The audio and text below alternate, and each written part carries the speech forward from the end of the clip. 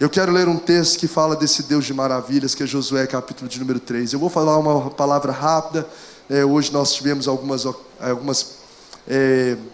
interações, momentos muito especiais. Então, para não delongar, eu quero ler uma palavra e trazer uma palavra objetiva, mas de edificação sobre o nosso coração, porque nós temos sentido em Deus que o Senhor nos está nos permitindo viver e nos preparando para viver ainda mais um tempo de maravilhas dos céus. De maravilhas dos céus. Nós temos vivido um novo tempo espiritual desde o início da igreja.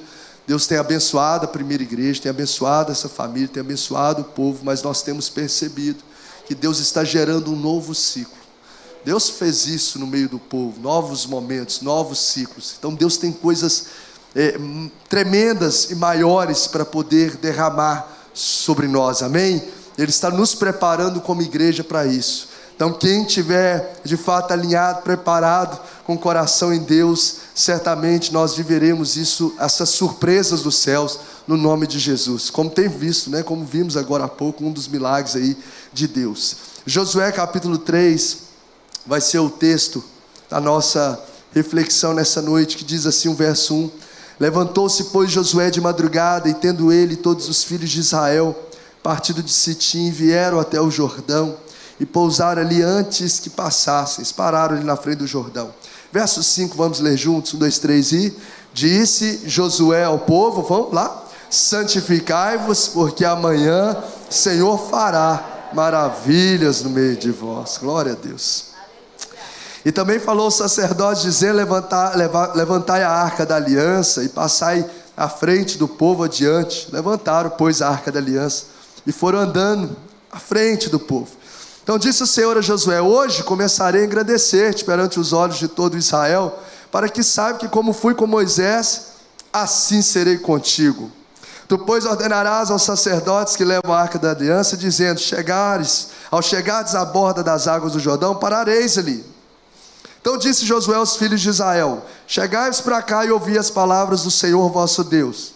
Disse mais Josué: nisso conhecereis que o Deus vivo está no meio de vós, e que de todo lançará de diante de vós os cananeus, os heteus, os heveus, os ferezeus, os gigazeus, os amorreus e os jebuseus.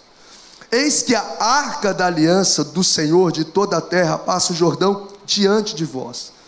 Tomai, pois, agora 12 homens das tribos de Israel, um de cada tribo, porque há de acontecer que, assim que as plantas dos pés dos sacerdotes que levam a arca do Senhor, o Senhor de toda a terra, pousem nas águas do Jordão, serão elas cortadas, a saber as que vêm de cima, e se amontoarão. Tendo partido o povo das suas tendas para passar o Jordão, levando os sacerdotes a arca da aliança diante do povo, e quando os que levavam a arca chegaram até o Jordão, e os seus pés se molharam na borda das águas, porque o Jordão transbordava sobre todas as suas ribanceiras, todos os dias da cega, pararam-se as águas, que vinham de cima, levantaram-se num montão, muito longe da cidade de Adã, que fica ao lado de Sartã. As que desciam no mar de Arabá, que é o mar salgado, foram de todas cortadas. Então passou o povo defronte de Jericó. Verso 17, último, vamos ler juntos? Porém, os sacerdotes que levavam a arca da aliança do Senhor pararam firmes no meio do Jordão, e todo Israel passou a pé enxuto, atravessando o Jordão. Pai, Tu és o Deus de maravilhas, o Deus de milagres, o Deus vivo que opera na história, ó Deus, do Teu povo, e que nos assegura que os milagres seguirão aqueles que creem. E nós cremos no Senhor, Pai.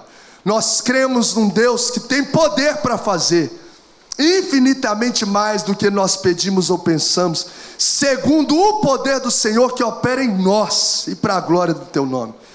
Prepara o nosso coração para receber dessa porção da palavra, a nossa mente para entender as coisas espirituais, e nos dê sensibilidade à voz poderosa do Senhor.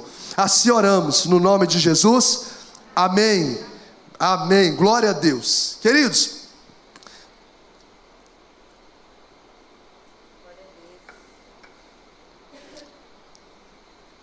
Se você olhar toda a história bíblica, de Gênesis a Apocalipse, você vai perceber que os livros da Bíblia, praticamente, se não todos os livros da Bíblia, eles são marcados por atos prodigiosos de Deus na história do povo. Gênesis, você vai ver Abraão, Sara que era estéril, ter filho. Você vai ver Jacó sonhando lutando com um anjo, né, com o próprio Deus. Você vai ver Ana também estéril tendo filho. Você vai ver Elias orando, fogo caindo do céu. Você vai ver o mar vermelho se abrindo. Você vai ver Daniel sendo lançado na cova dos leões. Você vai ver Pedro e João na porta do templo e o paralítico andando. Você vai ver um Saulo sendo transformado. Você vai ver um gadareno sendo liberto. Você vai ver em todos os livros da Bíblia atos prodigiosos de Deus marcando a vida desses homens e mulheres da história. Vale dizer que são homens e mulheres comuns, como eu e você, sim ou não? Ou você acha que Abraão tinha alguma coisa no DNA dele diferente, no sentido de alguma coisa extraterrestre, que o fazia diferente de nós? Não. Elias tinha alguma coisa diferente de nós, gente? Não. O próprio texto em Tiago, falando de Elias, fala que ele é um homem comum como nós. E esses homens comuns, essas mulheres comuns, como eu e você, viveram as maravilhas de Deus na história. Se eu te der a oportunidade de destacar, eu sei que isso é difícil, mas se você pudesse destacar um ato, um milagre, uma maravilha, um ato prodigioso de Deus na história bíblica, você tem que escolher um, de tantos que tem, de tantos que profetas viveram, apóstolos viveram e etc. Qual que mais marca o seu coração? Pensa num milagre, em algo que Deus já fez da história bíblica, seja no Antigo Testamento ou no Novo Testamento. Qual deles, se você tivesse que escolher um só, qual deles mais assim, ó, esse aí eu fico assim, basmarcado de ouvir. Fala para a pessoa que está do seu lado. Um ato prodigioso da Bíblia, um milagre, uma maravilha. Fala, o que mais, um dos atos entre tantos, o que mais me marca é tal. Fala aí com a pessoa que está do seu lado aí. Fala aí. Deixa nutrir o coração dele aí. Fala aí para mim. Quem falou um aí? Fala um aí, gente. Quem pode jogar um aí? Ressurreição de Lázaro, imagina?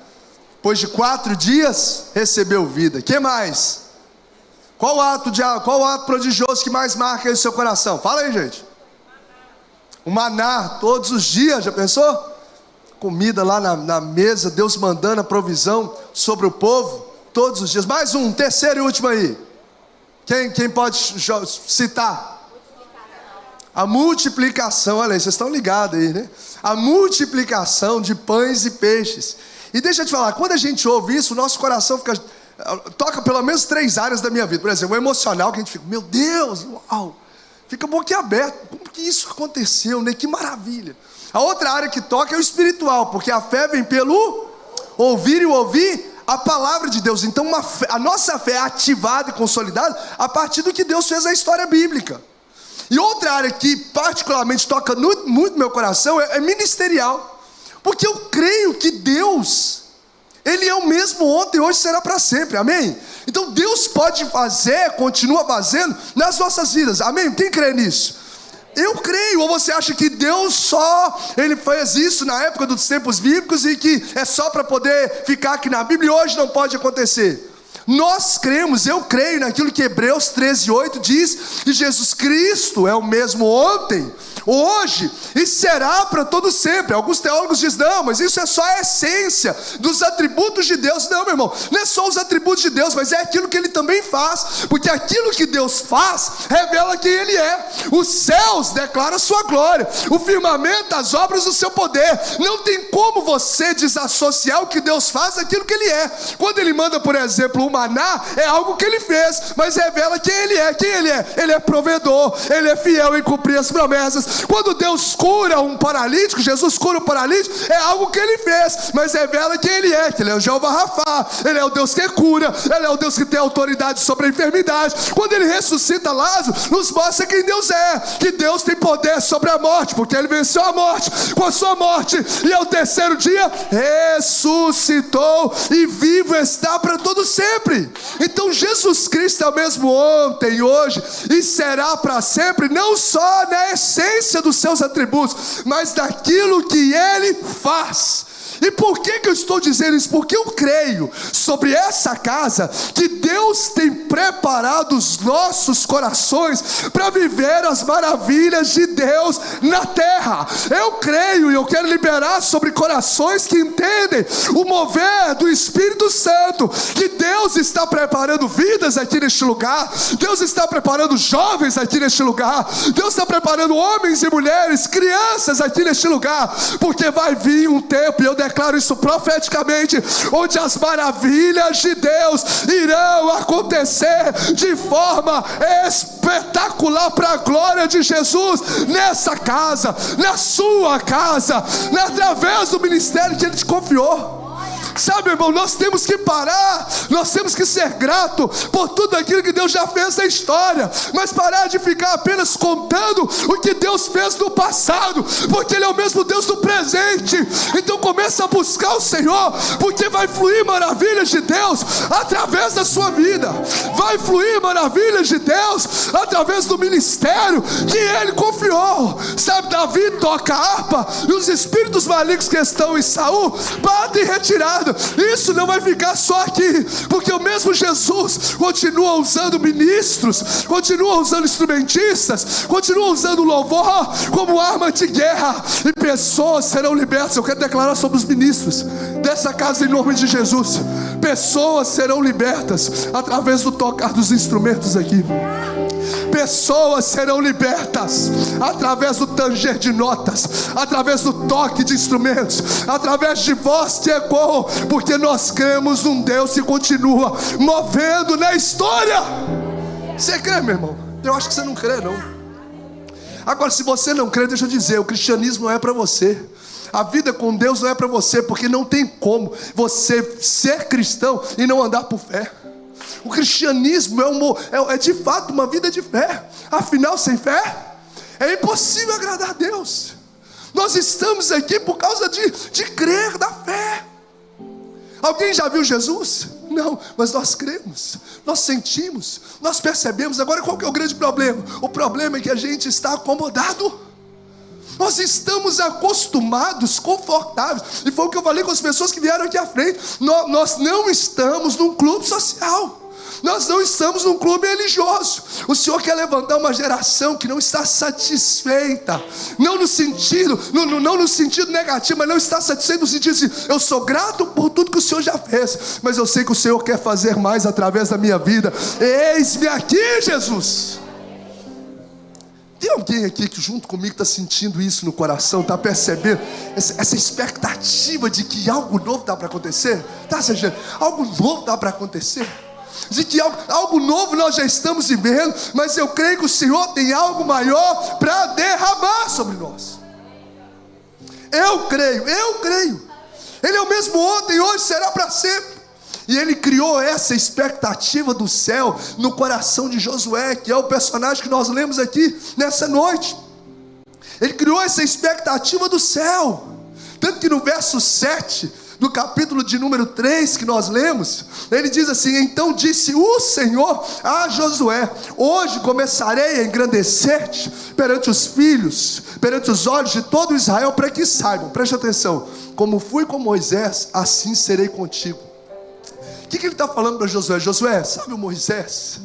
O Moisés que estava orando lá no Sinai, e o fogo veio sobre o Sinai, aquelas cadeias de montanha estremeceram com a manifestação da minha presença, que com o cajado abriu o mar vermelho, que com o tocar na rocha, a rocha brotou água. Sabe esse Moisés que falava comigo face a face, essas maravilhas que eu fiz no deserto, mandando maná? Como eu fui com Moisés, eu serei contigo. Sabe o que Deus está gerando? Expectativa no coração de Josué. Falando: Josué, não é só para o passado, não é só para fulano de tal, porque são pessoas comuns. Se você se alinhar aos princípios de Deus, você também vai viver o novo de Deus. Se você se alinhar aos princípios de Deus, você vai viver o novo de Deus. Chega para quem está do seu lado. Se você se alinhar aos princípios de Deus, você vai viver o novo de Deus. Então ele começa a gerar essa expectativa do novo, do milagre no coração. E ele, para inaugurar essa realidade de maravilhas que não ficou presa em Moisés, porque não tem a ver com Moisés, tem a ver com Deus de Moisés, não tem a ver com Abraão, tem a ver com Deus de Abraão, de Isaac, de Jacó. Então não importa, não é pessoas, é Deus que faz. Então ele, para inaugurar esse novo tempo de maravilhas, ele faz justamente um milagre semelhante ao milagre que foi feito através de Moisés, que foi abrir o mar vermelho com Moisés. E aqui você vai ver Deus abrindo o rio Jordão. A gente sempre fala do mar vermelho que se abriu, sempre lembra desse milagre. Mas o mesmo milagre, porém um outro rio, que não era o mar vermelho, era o rio Jordão, aconteceu, estava transbordando as ribanceiras.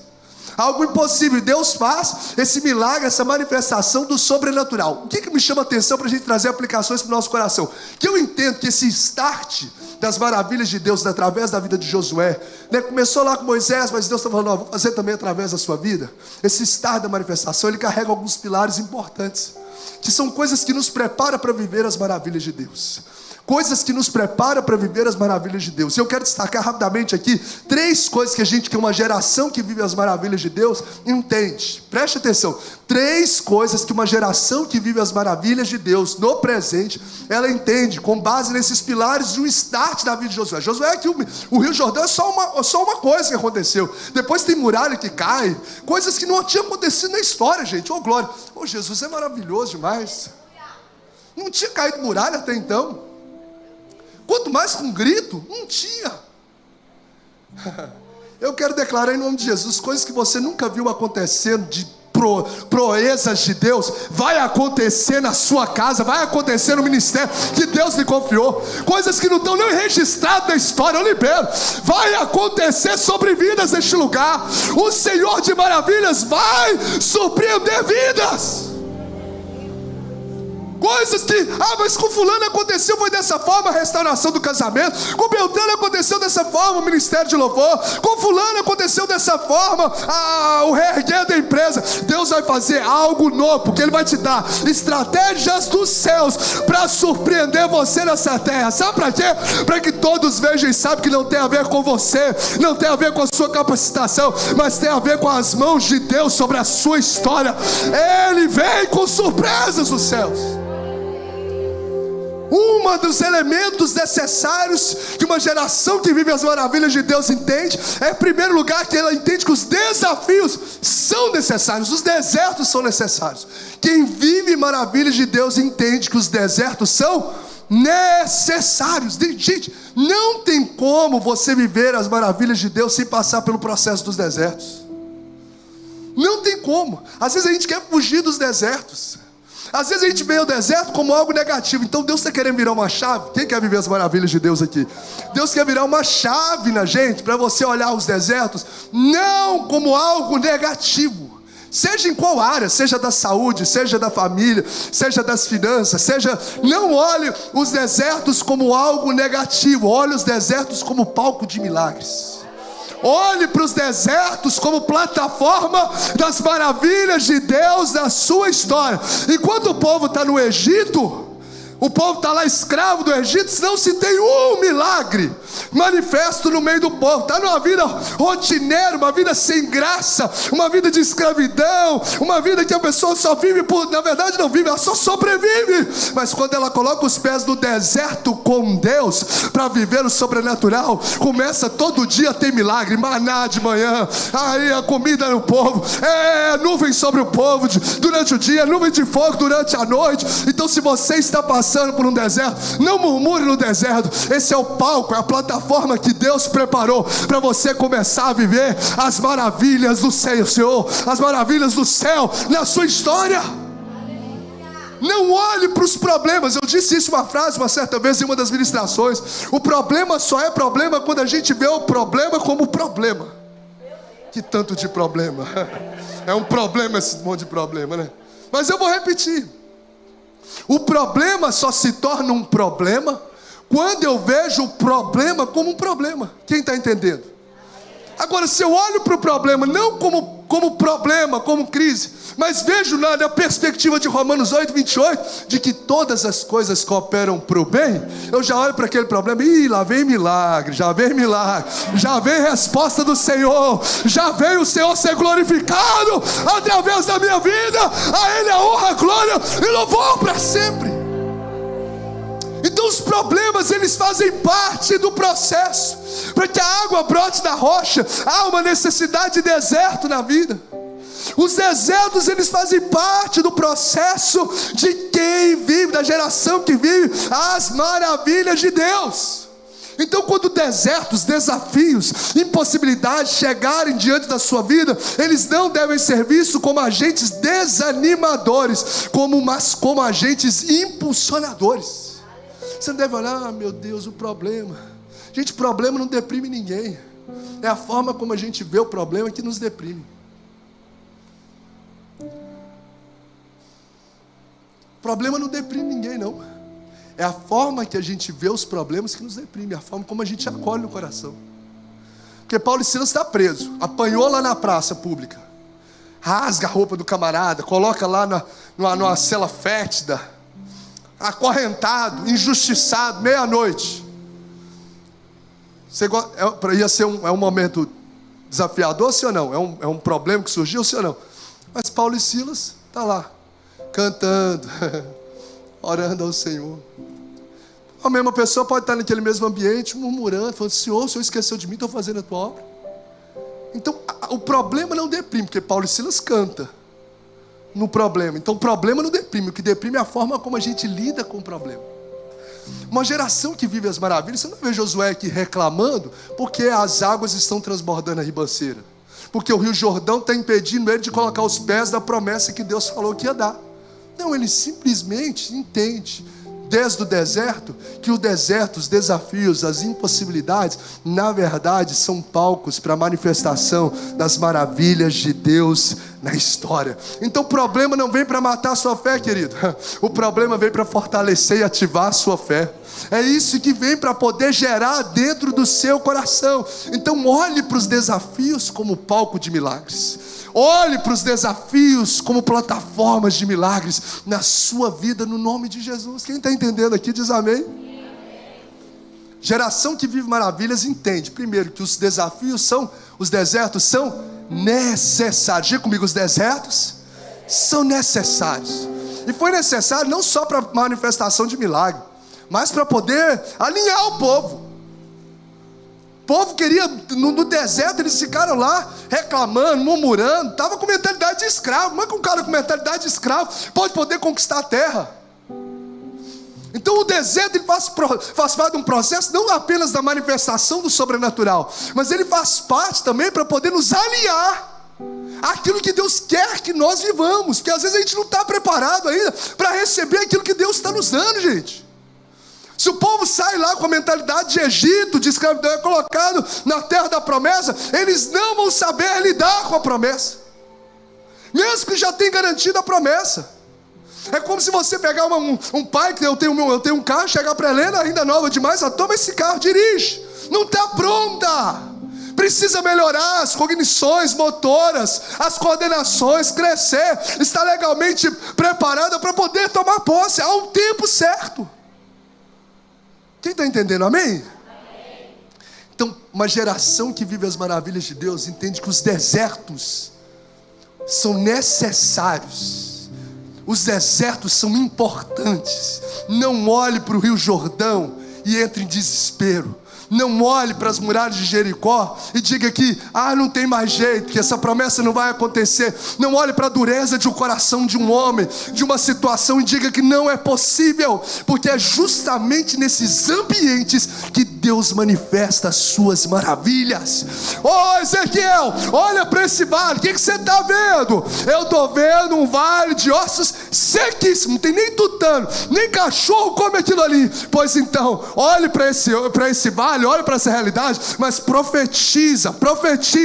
E aí o Espírito de Deus começa a mudar aquela realidade. O que era cenário de morte recebe vida, porque um profeta se posiciona de forma diferente dentro de um ambiente de morte. Então chega dentro da sua casa, mulher, chega dentro da sua casa, pai, e começa a se posicionar. Se o ambiente for de crise ou de morte, começa a se posicionar com quem declara vida, com quem declara avivamento, com quem declara transformações, e você verá e dirá: eu e a minha casa servimos ao Senhor. Quem vive as maravilhas de Deus entende que os desertos são necessários. Segundo, vou acelerar. Quem vive as maravilhas de Deus entende que a santidade é inegociável. Quem quer viver as maravilhas de Deus? Santidade é inegociável. A fala de Deus para Josué foi o que, gente? Quem lembra verso 5? Santificai-vos, porque amanhã fará o Senhor maravilha. O Senhor tem maravilha para fazer amanhã, mas o que é necessário hoje? Santificai-vos. Santidade, diga comigo, a santidade, ela precede a manifestação do sobrenatural de Deus. A santidade, ela precede a manifestação do sobrenatural de Deus. Enquanto o povo esteve no Egito, vivendo lá, infiltrado com a cultura idólatra daquele povo, o povo não viu o sobrenatural. Mas Deus falou: vocês querem começar um tempo de milagres? A ordem é: santificai-vos. Sabe o que Deus está falando? Para de olhar para esse Egito. Ei, Deus está falando para vidas aqui, ó. Pare de olhar para o Egito e desejá-lo. Lá em lugar de morte, comece a olhar para as promessas de Deus. Santifica, alinhe com o Senhor, porque sem santidade, gente, ninguém verá o Senhor. E você acha que a santidade é um peso? Não, santidade é um privilégio. Peso é viver em pecado. Eu já disse inúmeras vezes essa frase que faz muito sentido para mim. O pecado prega a liberdade e paga com escravidão. O pecado, ele é um luto disfarçado de festa. Vai no oba-oba, no outro dia está afundado. No outro dia está mal, está deprimido, está angustiado, está se sentindo nada. Porque o pecado é um luto disfarçado de festa. Então a santidade não é um peso, é um privilégio. Viver, andar nos passos de Jesus, ser santo como santo, é um presente de Deus. É um carinho de Deus comigo e com você. É uma oportunidade de viver a vida abundante, meu irmão. Tudo fora disso é fantasia. Tudo fora disso não é realidade. E às vezes tem coisas que não estão fluindo na sua vida, porque existe o pecado que está bloqueando. Deus pode agir apesar do pecado? Pode, mas Ele decidiu estabelecer um princípio negociável: a santidade. Santifica, amanhã eu vou fazer maravilha. Ele tem poder para fazer maravilha, mas Ele coloca um princípio: santifica. Santificai-vos, porque amanhã fará maravilhas do Senhor no meio de vós. Então o Salmo 66 diz assim: se eu não tivesse em pecado, se eu acalentar o pecado do meu coração, o Senhor não me ouvirá. Isso bloqueia os céus. Uma vida em pecado impede o agir de Deus na nossa vida. Sem santidade ninguém verá o Senhor. Gente, não adianta pegar atalho, não adianta viver um evangelho de oba-oba e fazer um sacrifício. Não é sacrifício. Não, vou fazer um sacrifício no altar, vou ungir não sei o quê. Não é sacrifício, é obediência. Mais vale obedecer do que sacrificar. As bênçãos de Deuteronômio 28, elas são destinadas a quem anda em obediência. O que é ser santo, pastor? É o camarada ser perfeito? Não, gente, perfeito só no céu. Esse é o último nível da santidade, santidade definitiva. Ser santo é kadosh no original, e significa ser separado. É ser separado do mundo. Uma pessoa que é alcançada por Deus, como diz aquela canção: quem já pisou no santo dos santos, em outro lugar a gente não consegue viver. A pessoa não tem prazer nas coisas do mundo. Se ele estiver naquele ambiente, ela não tem prazer naquilo. O prazer dela é estar na lei do Senhor, e na sua lei meditar até dia e de noite. O prazer dela é alimentar da presença. Sabe por quê? Porque ela morreu para o mundo. Se alguém está em Cristo, nova criatura é. As coisas velhas se passaram, tudo se fez novo. Gente, nós morremos para o mundo quando nós temos uma vida entregue para Deus. Você pode chegar lá e perguntar assim: ó, fulano de tal, sei que ninguém vai fazer isso, mas imagina uma pessoa lá sepultada, você fala assim: o que essa pessoa mais gosta? Fala para mim. Ah, ela gosta de lasanha. Espera aí, vou fazer uma lasanha. Aí passa a lasanha no nariz dela assim: ó, vai ter reação? Não vai, porque está morta para essa realidade de vida. Quem está em Cristo foi arrancado do império das trevas. As coisas do mundo não geram apetite no coração dele. O que é prazer para ele é estar em Deus, é estar na casa de Deus, é estar em comunhão com Deus. Qualquer outro ambiente não tem graça, qualquer outro ambiente não gera-se prazer. O maior prazer é estar na casa do Senhor, é estar na presença de Deus, é agradar o Senhor, é viver para a glória dele. Deixa eu te dar uma notícia: você não foi apenas criado por Deus, você foi criado também para Deus. O Senhor não só te desenhou no ventre da sua mãe, mas o Senhor te colocou nessa terra para viver para Ele. Então quando você não vive para Ele, você não vive uma vida com propósito. Quando você não vive para Ele, você não consegue encontrar satisfação plena na sua vida, meu querido, porque Deus colocou isso no seu DNA. Ele te criou para viver para Ele. Aí você me pergunta: pastor, viver para Deus é você ser um pastor? É você ser um missionário? É você viver um tempo? Não, viver para Deus é viver uma vida comum, em que tudo que você faz na terra visa agradar a Deus que está nos céus. Vou repetir: viver para Deus é viver uma vida comum, trabalhando, comendo, dormindo, acordando, mas tudo de detalhes que você faz. Essa comida, quer comais, quer bebais, quer façais qualquer outra coisa, eu estou fazendo para a glória dele, eu faço para agradar a Ele, eu faço para poder de fato glorificar a Deus. É isso. O que o meu trabalho, se isso aqui não agrada a Deus, eu não quero fazer, eu quero fazer o que agrada a Ele. Comer murmurando, eu não quero comer, eu quero comer aqui com gratidão no coração. Eu quero falar mal das pessoas, eu não quero, eu quero falar bem das pessoas. Isso vai gerando em nós satisfação na vida. Por exemplo, uma pessoa que vai criticando o outro, irmão, pessoas que gastam tempo falando de pessoas, criticando pessoas, ela não é feliz, porque não tem como. Uma pessoa que é feliz não tem tempo para criticar o outro, não tem tempo para ficar falando mal da vida dos outros. O pensamento dela é das coisas do alto, é as coisas que são eternas. Então você e eu nascemos, fomos criados não só por Deus, mas para viver para Ele. Enquanto nós não virarmos essa chave e vivermos para Ele nas coisas naturais dessa vida, nós jamais viveremos uma vida plena e com propósito. Como está a sua vida com Deus?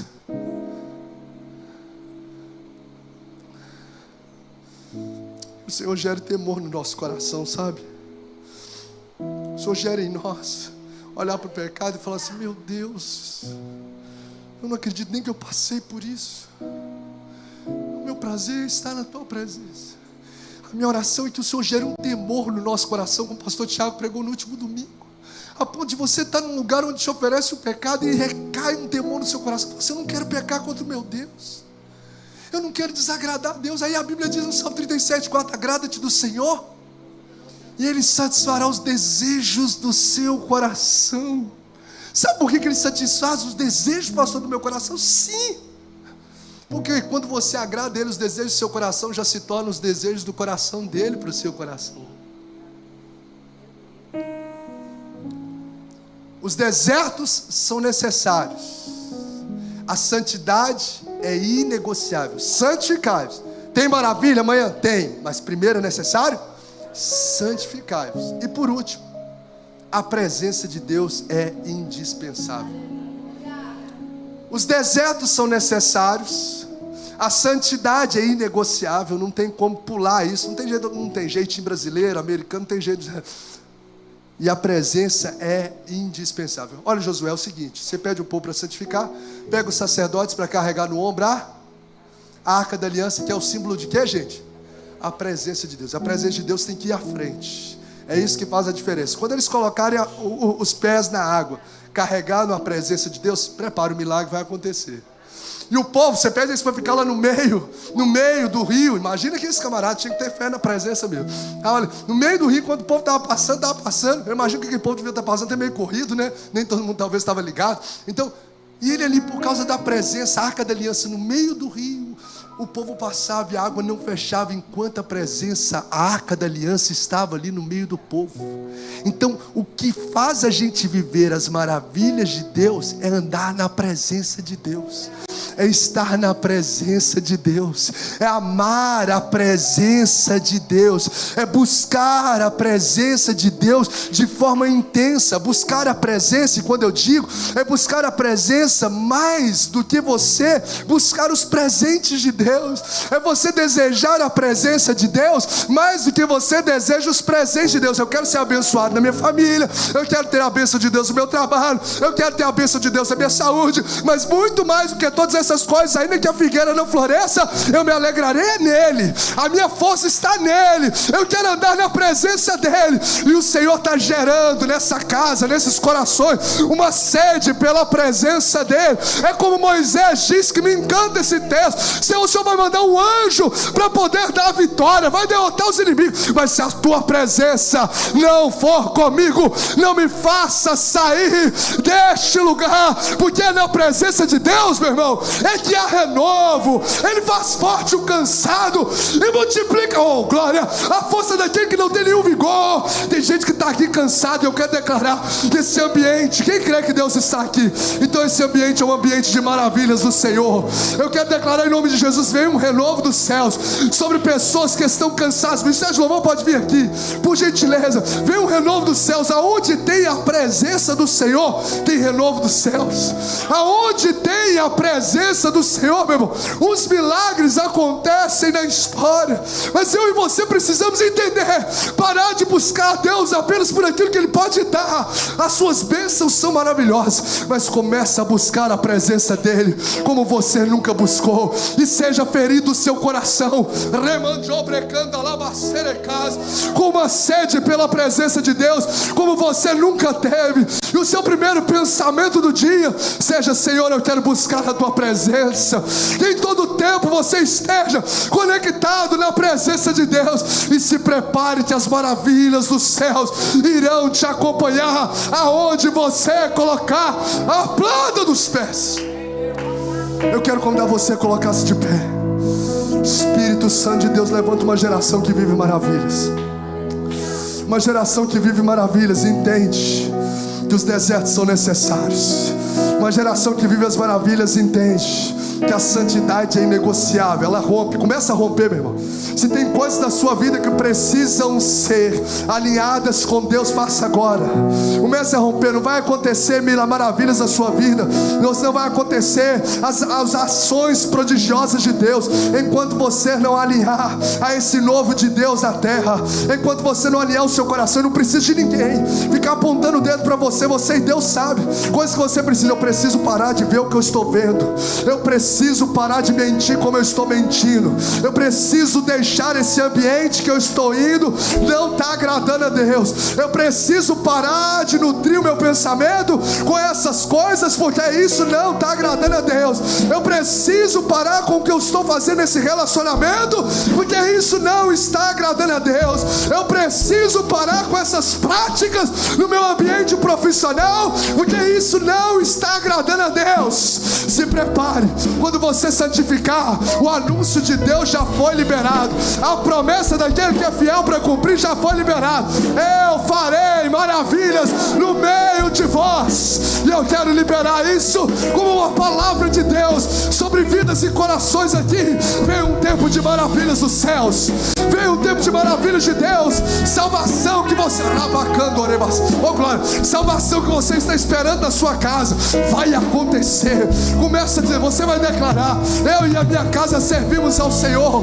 Começa a orar, começa a orar. Eu quero convidar você para orar ao Senhor. Se quiser levantar a mão, levante, mas começa a adorar Ele, começa a adorar Ele. Os desertos são necessários, a santificação, a santidade é inegociável, e a presença é indispensável. É indispensável. Espírito Santo de Deus, comece a falar com o Senhor agora. Espírito Santo.